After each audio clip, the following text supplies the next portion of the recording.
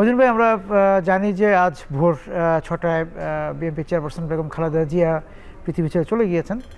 সেই খবরটি আমরা জানি এবং সেই থেকেই মনে হলো যে একটু আলোচনা করা দরকার যে এই যে তার বর্ণাঢ্য রাজনৈতিক জীবন, বা আমরা যদি ইংরেজি শব্দটা নিয়ে বলি ক্যারিয়ার, সেইটা আমাদের রাজনৈতিক শাস্ত্রে বেগম খালেদা জিয়ার যে অবস্থান, সেটার বিষয়ে জানার জন্য আসলে আপনার সঙ্গে বসা।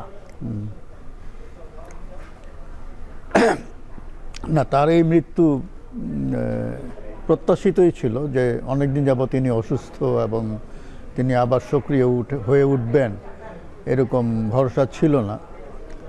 এবং যে কোনো, তো আজ ভোরে তার মৃত্যু সংবাদ ঘোষণা করা হলো, তো যে কোনো মৃত্যুই তো মানে শোকের।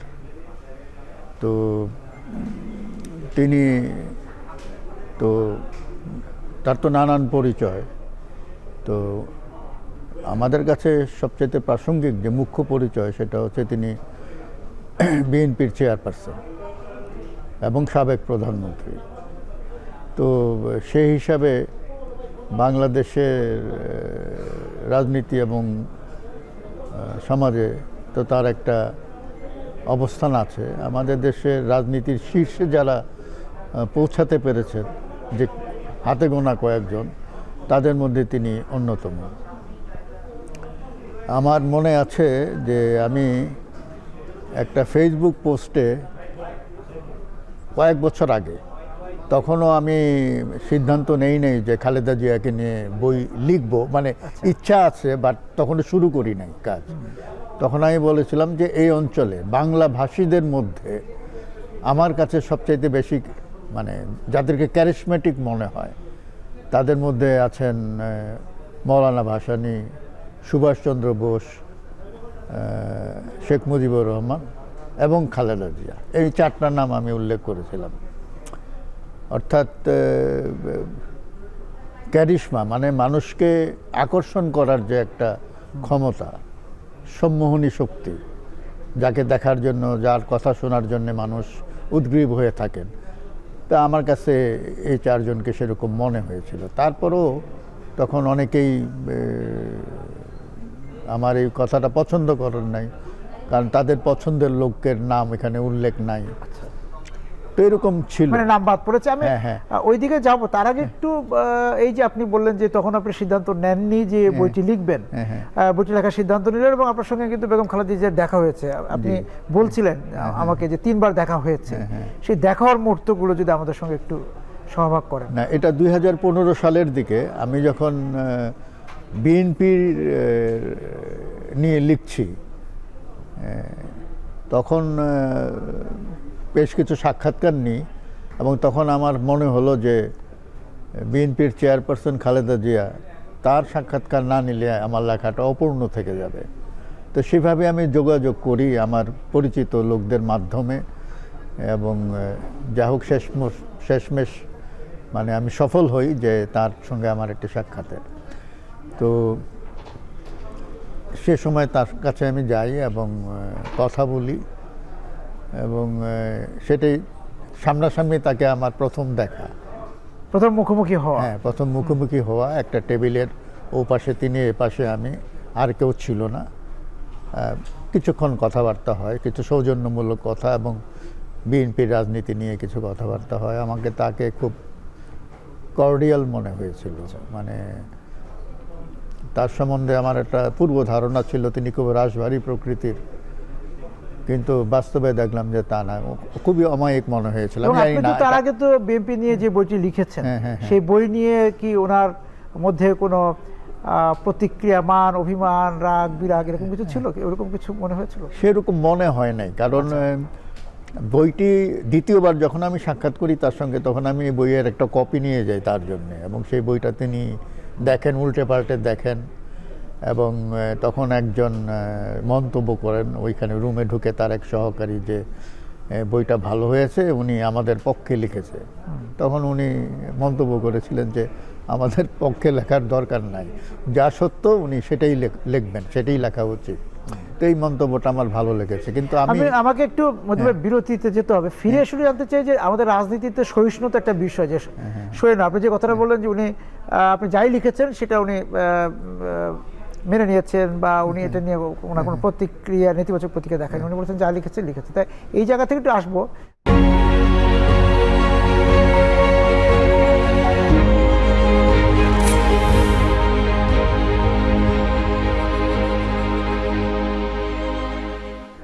আমরা রাজনৈতিক সহিষ্ণুতার কথা বলছিলাম, এই যে খালেদা জিয়ার যে রাজনীতির শাস্ত্রে তার যে সহিষ্ণুতার কথা আপনাকে শুনতে যাচ্ছিলাম, যে উনি যখন রাজনীতিতে আসলেন তারপর থেকে তো সরকারি দল, বিরোধী দল, স্বৈরাচার বিরোধী আন্দোলন, আর আন্দোলনের সংগ্রামে ছিলেন। সেই জায়গা থেকে তার মধ্যে সহিষ্ণুতাটা আপনি কীরকম দেখেছেন? খালেদা জিয়ার ব্যক্তিত্বের সঙ্গে তার আচরণ অনেক ক্ষেত্রেই আমরা দেখি যে সঙ্গতিপূর্ণ। তাকে দেখলে খুব এলিগেন্ট মনে হয়, হ্যাঁ, সম্ভ্রম জাগে। তার চলাফেরা, হাঁটা, কথা বলার মধ্যে এক ধরনের মানে আমি বলবো যে এলিগেন্স আছে। এবং তিনি কথা কম বলেন, বাজে কথা কম বলেন, কথা কম বলেন। তার মধ্যে আমরা তো অতি কথনের মধ্যে বাজে কথাই বেশি থাকে, তাই না? এইটা আছে।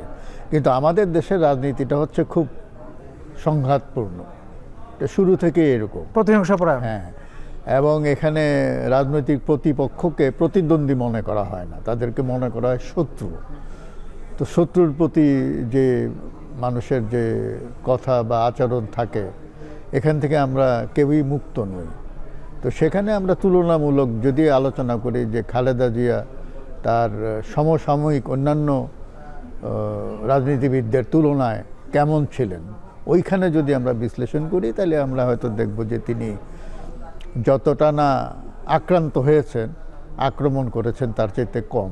এইভাবে আমি জিনিসটা দেখি আর কি। মানে প্রতিপক্ষকে নিয়ে তার পাল্টা যে বচন সেটা ছিল না, মানে তুলনামূলক কম ছিল। তুলনামূলক। আর এমনিতে যে আপনি ওনাকে রাজপথের নেত্রী হিসাবে আপনি কিভাবে মূল্যায়ন করবেন, বিশেষ করে বিরোধী দলে যখন ছিলেন?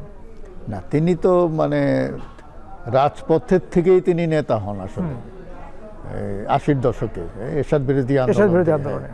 তারপরে আমরা তাকে রাজপথে মানে সক্রিয় দেখেছি আরো অনেক বেশি করে 2008-এর পরে। কিন্তু মানে তাকে নিয়ে যে মানুষের এক ধরনের আগ্রহ এবং উদ্দীপনা এবং উন্মাদনা সবই ছিল, এবং এটা ছিল শাসক গোষ্ঠীর জন্য একটা খুবই বিব্রতকর, এবং তারা সবসময় আতঙ্কে থাকতো মনে হতো আর কি। যার জন্যে তিনি যাতে বাইরে না যেতে পারেন সেজন্য তারা নানান বাধার সৃষ্টি করেছে। আমরা জানি যে তার বাড়ির সামনে বালুর ট্রাক দিয়ে তার পথে বের হওয়া বন্ধ করে দিয়েছে। অফিসের সামনে বালুর ট্রাক রেখে তাকে 7 দিন আটকে রাখা হয়েছিল অফিসের ভেতরে। তারপরে তার গাড়ি বহরে হামলা হয়েছিল কাউরান বাজারে। ঘটনাটা খুবই ন্যাক্কারজনক, কিন্তু এগুলো হয়েছে। কিন্তু তারপরেও তিনি কিন্তু হ্যাঁ, তিনি একটা রফা করে আপোষ করে থাকতে পারতেন, সেই পথে হাঁটেন না। 1/11-তে তাকে আপনি কিভাবে মূল্যায়ন করবেন? 1/11-র সময়ের মানে 1/11-র যে পটভূমি, মানে রাজনীতিবিদদের আচরণ এবং দুর্বলতার কিন্তু পটভূমিটা তৈরি করে দেয়। এবং এই যে নির্বাচন, তত্ত্বাবধায়ক ব্যবস্থা ম্যানিপুলেশনের একটা চেষ্টা তো হয়েছিল ওই সময়, ওই পটভূমিতে 1/11 হয়। কিন্তু 1/11 হওয়ার পরে তিনি একটা মানে যে ভূমিকাটা নেন, যে তিনি কোনো রকমের নেগোসিয়েশনে যান নাই, এবং তার কাছে কুশীলবরা এসেছিল সেফ এক্সিট নেওয়ার জন্যে, তিনি সেটাতে রাজি হন নাই। তারপরে তারা তাকে দেশ থেকে বাইরে পাঠানোর জন্য অনেক চেষ্টা করেছে, তিনি রাজি হন নাই। তারপর তার সন্তানদেরকে নির্যাতন করা হয়েছে, তাদেরকে গ্রেপ্তার করা হয়েছে তার উপরে চাপ সৃষ্টি করার জন্য। তারপরেও তিনি কিন্তু মানে মাথা নোয়ান নাই, এবং শেষমেশ তো তার বড় ছেলেকে নির্বাসনে যেতে হয়েছে। তার ধারণা ছিল একবার বাইরে যেতে পারলে রাজনীতিতে তিনি আর ফিরে আসতে পারবেন কিনা, তো সেইটা তিনি বজায় রেখেছেন পুরাপুরি। তো ওই সময় তার ভূমিকাটা আমার কাছে খুবই মানে অনুকরণীয় মনে হয়। একটা বিষয় যে যখন সরকারি দলে যখন ছিলেন তখন রাষ্ট্র পরিচালনার ক্ষেত্রে আপনার মূল্যায়নটা কি? কারণ উনি তো 91-তে আসলেন, তারপর আবার 2001-এ আসলেন। না, 2 মেয়াদেই আমরা যদি বলি, এটা আমাদের সব শাসকদের ক্ষেত্রেই এটা প্রযোজ্য আসলে। মানে তারা যখন আন্দোলনে থাকেন, বিরোধী দলে থাকেন, তখন এক ধরনের ভূমিকা আমরা দেখি এবং বেশ লড়াকু একটা ভূমিকা। যখনই তারা সরকারি দায়িত্বে যান তখন কিন্তু তারা ওই যে একটা সিস্টেমের মধ্যে পড়ে যান এবং সেখানে গিয়ে তারা এর আগে যে সমস্ত প্রতিশ্রুতি দিয়েছিলেন, যেগুলো বলেছিলেন, তার থেকে অনেক দূরে সরে যান। আমরা অনেক ক্ষেত্রেই আমরা দেখেছি একজন সফল রাজনীতিবিদ সফল স্টেটসম্যান হতে পারেন না বাস। তো খালেদা জিয়ার ক্ষেত্রেও এই জিনিসটা প্রযোজ্য। তিনি 2 মেয়াদেই প্রধানমন্ত্রী থেকেছিলেন। মাঝখানে 96-তেও এসেছিলেন 15 ফেব্রুয়ারি নির্বাচনে। ওইটা তো ধরেন 1.5 মাসের জন্য, সেটাই তো।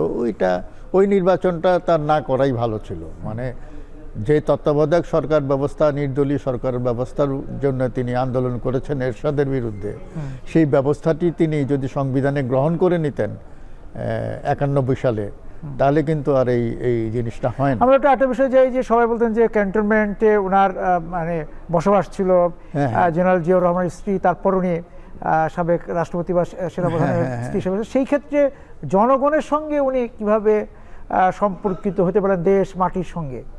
মানে ওই মানে জায়গা থেকে এসে কতটুকু পেরেছেন? না, সেনানিবাসে থাকলেও তিনি তো যখন রাজনীতিতে এলেন, রাজনীতি তিনি শুরু করেছেন যে রাজপথে আন্দোলনের মধ্যে দিয়ে, তখনই তার জনসম্পৃক্তি ঘটে গেছে।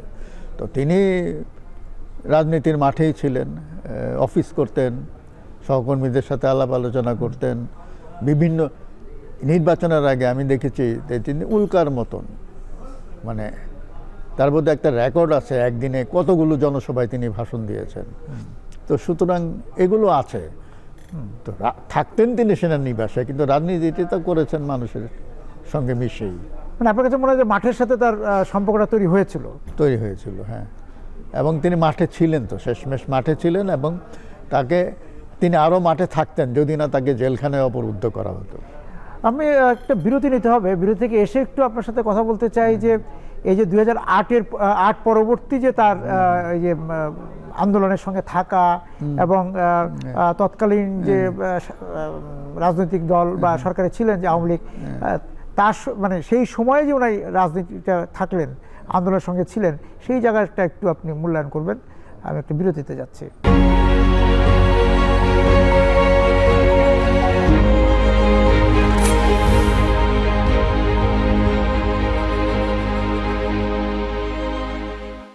প্রথমে আমরা বলছিলাম যে 2008 পরবর্তীতে তো ওনাকে 13 নির্বাচন, 18 নির্বাচন, 24 নির্বাচন, এই যে নির্বাচনগুলি একের পর এক হলো, সেইখানে ওনার দলের এবং ওনার অবস্থান। না, তিনি তো 2008-এর নির্বাচনে গেছেন সম্পূর্ণ অপ্রস্তুত অবস্থায়। তিনি চেয়েছিলেন নির্বাচনটা আরো পরে হোক, কিন্তু তিনি খুব চাপে ছিলেন এবং ওই নির্বাচনে অংশ নিতে তিনি বলা যায় যে বাধ্য হয়েছিলেন। কিন্তু এরপরে যখন 2011 সালে তত্ত্বাবধায়ক সরকারের ব্যবস্থাটি বাতিল হয়ে যায়, তখন তিনি এটা পুনর্বহালের দাবিতে আন্দোলন শুরু করেন। এবং তখন আন্দোলনে আমরা একটা নতুন মাত্রা দেখলাম। একে তো আমরা এখানে হরতালের রাজনীতি করি, এর মধ্যে শুরু হলো অবরোধ করে সারা দেশ অচল করে দেওয়া। এটা কিন্তু লাগাতার ছিল। এবং 2014 সালে যখন নির্বাচনটা হয়, তিনি সেটা শুধু বর্জন করেননি, প্রতিহত করার ঘোষণা দিয়েছিলেন। কিন্তু যেভাবেই হোক শেখ হাসিনা নির্বাচনটা করিয়ে নেয়। তো ওতে যেটা দেখা গেল আর কি, যে পুরো রাষ্ট্রযন্ত্র শেখ হাসিনার সঙ্গে। তো রাষ্ট্রের যে প্রতিষ্ঠানগুলো, এগুলোর যে মানে নিরপেক্ষতা আমরা আশা করি, সেটা একেবারে ভুলুণ্ঠিত হয় 2014 সালের নির্বাচনে।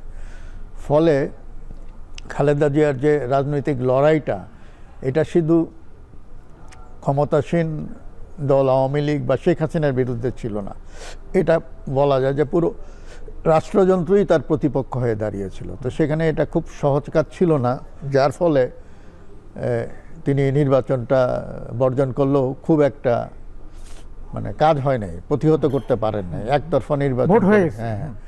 তারপরে তো 2018 সালের নির্বাচনের আগে তিনি তো গ্রেপ্তার হয়ে জেলেই গেলেন এবং তাকে জেলে রেখেই বিএনপি নির্বাচনে গেল এবং সেটা নির্বাচনে যাওয়ার ব্যাপারে তাদের যেই যুক্তি থাকুক না কেন, আমরা জানি যে ওই যে পরপর দুবার নির্বাচন বর্জন করলে নির্বাচন কমিশনের নিবন্ধন বাতিল হয়ে যায়, এরকম একটা ধারা আছে সম্ভবত। সেই কারণে তারা নির্বাচনে গেছেন, অথবা নেপথ্যে অন্য কোনো দর কষাকষি হয়ে থাকতে পারে, এটা আমরা জানি না। ভবিষ্যতে হয়তো জানা যাবে যদি তারা কেউ এই ব্যাপারে কথাবার্তা বলেন। তো সেই নির্বাচনে তো মানে একেবারে খুব অপমানজনকভাবে তাদের হাতে 6টা সিট ধরিয়ে দেওয়া হলো এবং এরপরে তারা আবার সংসদেও গেলেন, আবার বেরিয়েও এলেন।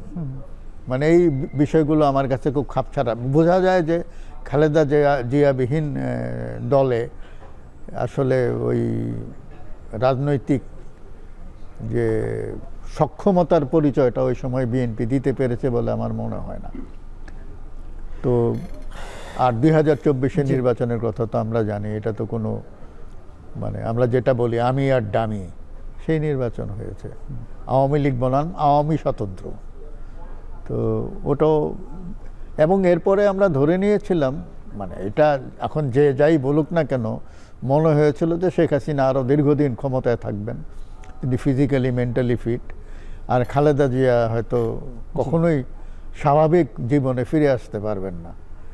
কিন্তু এই জুলাই অভ্যুত্থানের পরে চালচিত্রটা পাল্টে যায় এবং দেখা যায় যে পুরো চিত্রটাই মানে উল্টে গেছে। হ্যাঁ, আমি একটু এবার জানতে চাই যে আমাদের আঞ্চলিক রাজনীতিতে, আমাদের এই যে এই উপমহাদেশের রাজনীতিতে বেগম খালেদা জিয়া, এখানে তো নারী নেত্রী আমরা আরো দেখেছি, বেনজির ভুট্টো, সোনিয়া গান্ধী, এদেরকে দেখেছি। তারপর আমরা শ্রীলঙ্কায় দেখেছি, তাই না?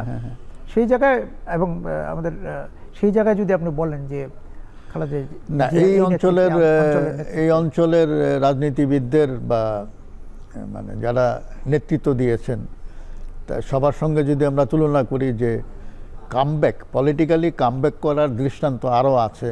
আমরা এটা ইন্দিরা গান্ধীকে দেখেছি, তাকে খুব মানে পর্যদস্ত অবস্থায় গ্রেপ্তারও হয়েছিলেন, জেলেও ছিলেন কিছুদিন, আবার কামব্যাক করেছেন। আবার আমরা পাকিস্তানে নওয়াজ শরীফ, বেনজির ভুট্টো দুজনকেই দেখেছি, নির্বাসনে ছিলেন, আবার কামব্যাক করেছেন। কিন্তু এক্ষেত্রে আমি বলবো যে খালেদা জিয়া একটু মানে বলবো যে একটু আলাদা।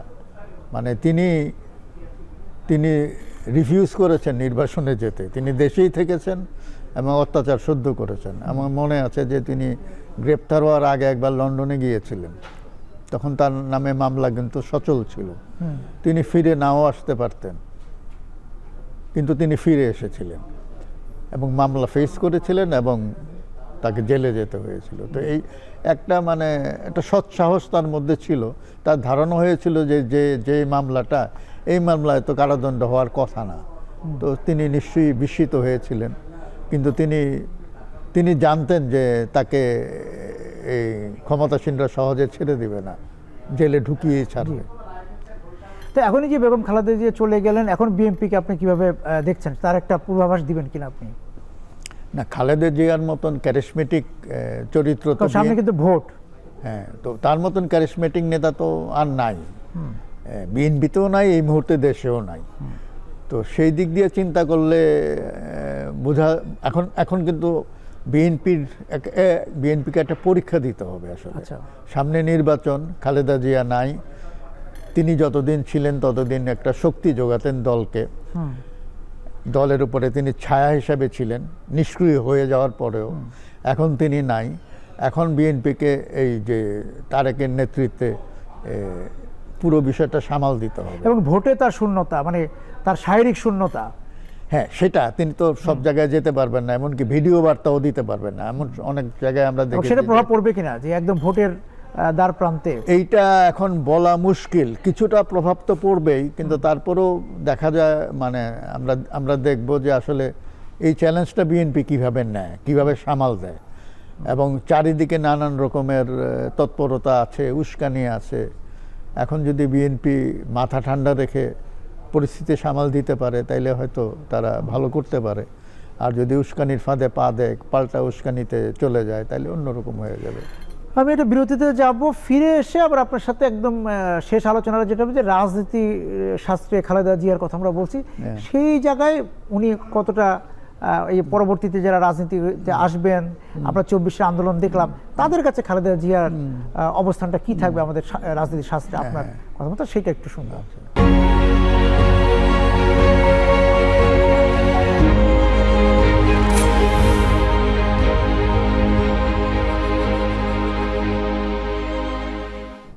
আমাদের রাজনীতির তো একটা ঐতিহ্য আছে,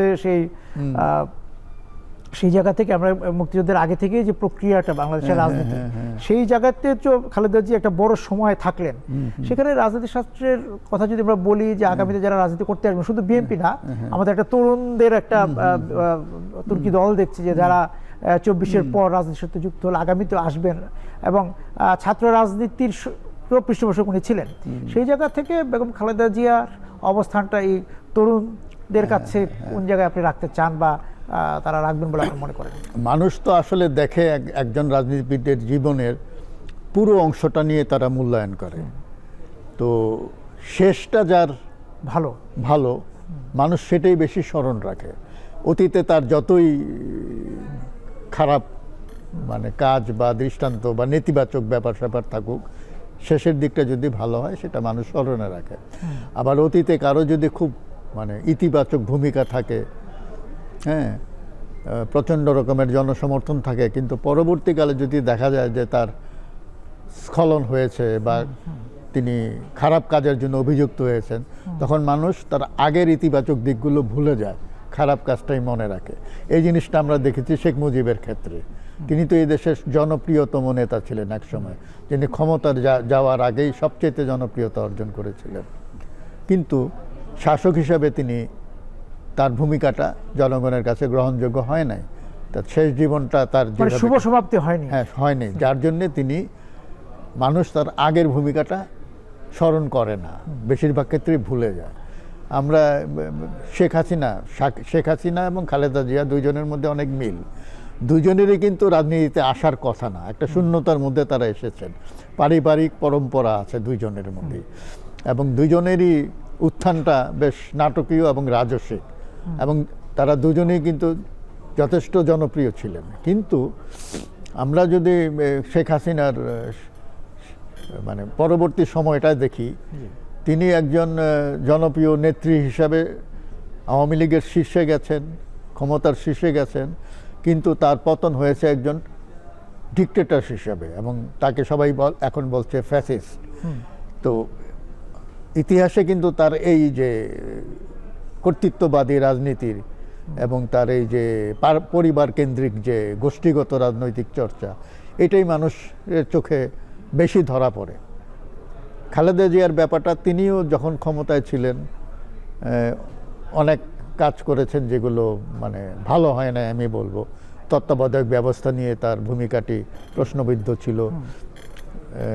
15 ফেব্রুয়ারি নির্বাচন, 26-এর উপজেলা ব্যবস্থা বাতিল করে দেওয়া, বা 2006 সালে গিয়ে তত্ত্বাবধায়ক সরকার ব্যবস্থা ম্যানিপুলেট করার চেষ্টা, এই অভিযোগগুলো আছে তার বিরুদ্ধে। কিন্তু আমরা এর পরে যেটা দেখি, 2008-এর পরে, এই যে তার যে অবস্থানটা, মানুষের চোখে তিনি হচ্ছেন রাজনৈতিক প্রতিহিংসার শিকার একজন ভিকটিম, এবং ভিকটিমের প্রতি মানুষের এক ধরনের সহানুভূতি থাকে। তো খালেদা জিয়ার যে শেষ জীবনটা, আমি বলবো তার যে মৃত্যু হলো, তিনি কিন্তু তার এই যে ভিকটিম ক্যারেক্টার যেটা, এটাই বেশি প্রতিফলিত হয়েছে, এবং মানুষের তার প্রতি যে ভালোবাসা, নিপীড়িতের প্রতি মানুষের একটা সহানুভূতি, এটা আছে। এবং তিনি এই 2009 থেকে শুরু করে শেষ পর্যন্ত যে ভূমিকাটা রেখেছেন, এই ভূমিকাটা আসলে এটাই একটা লেসন হয়ে থাকবে যে তিনি আপোষ করেন নাই। এবং রাজনীতিতে কিভাবে ওই যে ভালো সময় খারাপ সময় আসবেই, উত্থান পতন আসবে, কিন্তু তারপরে নিজের অবস্থানে থাকা, সেটাই সেই জায়গা থেকে আপনি বলছেন যে একটা প্রতিকৃত অবস্থাতে আগামীতে যারা রাজনীতিতে আসবেন বা রাজনীতি যারা করছেন তাদের কাছে শিক্ষণীয় হয়ে থাকবে, সেটাই আপনি বলছেন। হ্যাঁ, তার এই যে চারিত্রিক দৃঢ়তা, তার এই অনমনীয় অবস্থান এবং তার লড়াকু মনোভাব এবং শত চাপের মধ্যেও ভেঙে না পড়া, এবং তার যে শেষ ভাষণটি যেটি তিনি দিয়েছিলেন আগস্টের 7 তারিখে গত বছর, ভিডিও বার্তায় যিনি বলেছিলেন যে প্রতিহিংসার রাজনীতি যেন আর না হয়। তো আমার ইয়াটা হলো যে আমাদের দেশে প্রতিহিংসার রাজনীতি থেকে বেরিয়ে আসাটা খুবই কঠিন, এটা আমাদের মজ্জাগত হয়ে গেছে। এবং যে প্রতিহিংসার রাজনীতি না করা, এই যে আপনি যে মানে এইটাই হচ্ছে শেষ বার্তা। এবং আপনি মনে করছেন যে এই যে খালেদা জিয়ার রাজনীতি শাস্ত্রে এটাই উল্লেখযোগ্য একটা শিক্ষণীয় হয়ে থাকবে আগামী দিনে যারা রাজনীতি করবে, বর্তমানে যারা রাজনীতিকে এগিয়ে নিয়ে যাবেন। না, আমরা যদি খালেদা জিয়ার প্রতি আমরা যদি শ্রদ্ধা জ্ঞাপন করি, তাহলে আমাদের উচিত হবে তার এই শেষ কথাটিকে অবলম্বন করে সামনে এগিয়ে যাওয়া, যে যথেষ্ট হয়েছে, আর প্রতিহিংসা নয়। মজিদ ভাই, আপনাকে অনেক ধন্যবাদ আজকের এই সময়ে আমাদের সঙ্গে যোগ দেওয়ার জন্য। ধন্যবাদ আপনাকে। ধন্যবাদ।